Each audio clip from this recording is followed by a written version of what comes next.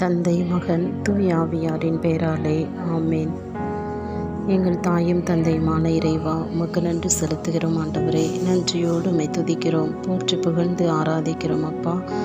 இன்றைய நாளிலே இந்த புதிய நாளை உமது கரத்திலிருந்து நாங்கள் கொடையாக பெற்றுக்கொள்ள கிருபை செய்த ஆண்டவரே, இறைவனின் செயல்களை மறவாதீர்கள் என்ற இறை வார்த்தையின்படி ஆண்டவரே, நீர் எங்களுக்கு செய்த வியத்தகு செயல்களை இனிவரும் தலைமுறைக்கு நாங்கள் எடுத்துரைப்போம் என்ற இறை வார்த்தையை எங்களுடைய வாழ்வாக்கி, எங்களுடைய தலைமுறைக்கு நீர் எங்கள் வாழ்வில் செய்த அனைத்து வியத்தகு செயல்களையும் எடுத்துரைக்கக்கூடியவர்களாக நாங்கள் வாழ்ந்திட இன்னும் ஒரு புதிய நாளை நீர் கூட்டி கொடுத்திருக்கின்றீரே சுவாமி, உமக்கு நன்றி செலுத்துகிறோம் அப்பா.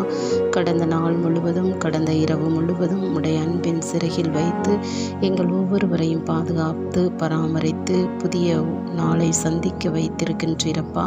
உமக்கு நன்றி செலுத்துகிறோம் ஆண்டவரே. நன்றியோடு துதிக்கிறோம் அப்பா.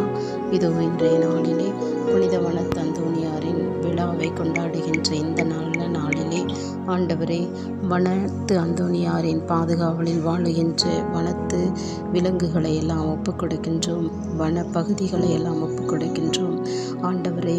விவசாயத்திலும் வனப்பகுதிகளிலும் வயல்வெளிகளிலும் அந்தோணியாரின் பாதுகாப்பை நாங்கள் முழுமையாக பெற்றுக்கொள்ளவும், தீமைகள், தீய சக்திகளின் தீய சதி திட்டங்கள், தீய விஷ ஜந்துக்கள் அனைத்திலும் இருந்தும் உம்முடைய பிள்ளைகளை நீரே புனித வனத்து அந்தோணியாரின் பரிந்துரையால் பாதுகாத்து கொள்ளும்படியாக ஒப்பு கொடுத்து ஜெபிக்கின்றோம்.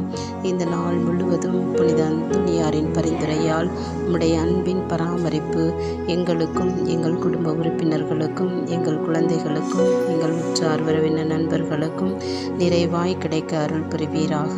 நன்றி செலுத்துகிறோம் ஆண்டவரே.